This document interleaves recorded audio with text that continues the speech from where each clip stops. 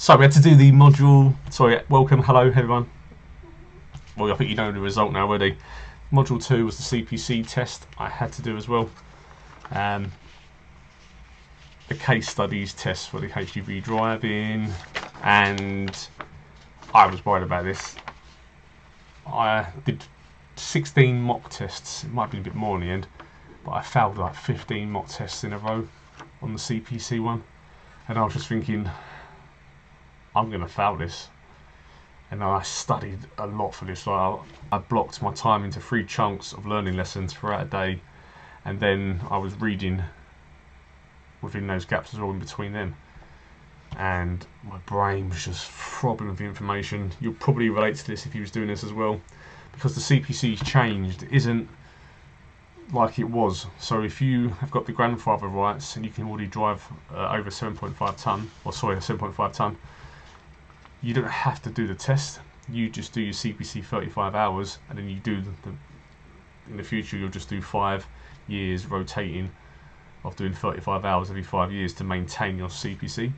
Then they changed the legislation for all this, so now newer drivers have to sit a CPC exam, which is your mod 2, which is an online test at the test centre, same as your theory and hazards. Based on case studies, you have to pass it. You need to score over 40 out of 50 questions, so it's a lot tougher than the theory and the hazards, as in the score ratio, the pass mark. And I was really worried.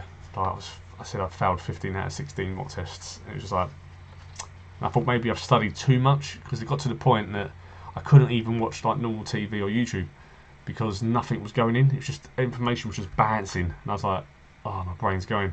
So the day before the test, yesterday, I decided no more practice.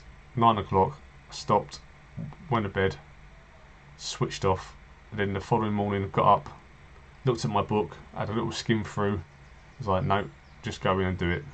Went in and scored 46 out of 50.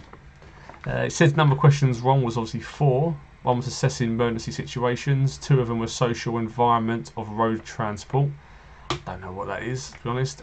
And the other one was economic environment of road haulage and the organisation of the market. So I ain't got a clue. Maybe that's documents. I don't know. But this is passed. This result will expire in 2026. So you've got 2 years now with your mod 1 and your mod 2 passes to pass your practical, become a driver. Otherwise you have to resit it all again. Don't want to do that, don't want to do that, don't want to do that. So I just want to get this done now. The mod 2 pass now means that I can do the mod 4, and that has been booked up for 2 weeks time. So keep hold of your mod 2 pass, because you'll need this to complete your mod 4. Once you've completed your mod 4, you'll be sent a CPC card. So yeah, so exciting. Them 2 bits are done now. The CPC exam was at the test centre. I went to one in Chatham. It was booked up for me by Mainstream. They done everything for me. You turn up, get there half hour early. I went to town first, had a coffee, went in there. Again, they make you take your jacket off. Everything goes into a locker. You only have your driving licence on you. You show that to the people, they check everything. Can't take your phone, can't take a watch, they check everything. And then you go and sit your test. And then when you finish, you get out, they print it off, they show you it, and then you go, ah. But I have to be honest, like, the DTS app was really good, had a lot of great stuff in it. But the DTS app for practicing was a lot harder than the real test. Now maybe I got the questions, maybe the questions landed right for me on the things that I retained in my mind. But yeah, it was a very good app, DTS. But honestly, I'm not lying, I said this in a previous video about the theory one. If you want to pass your CPC, don't get the CPC book, but I think they've actually discontinued it because it was actually not that great. You can still get it in Kindle, but get this here, the Driving Goods Vehicle book, and it actually says helping you through a lifetime of safe driving, packed with advice to help you prepare for your driving test and driver CPC. Every question that was in my test was on the DTS app, obviously, but it was also in this book. So if you read through this book, whole book, it is nearly 400 pages.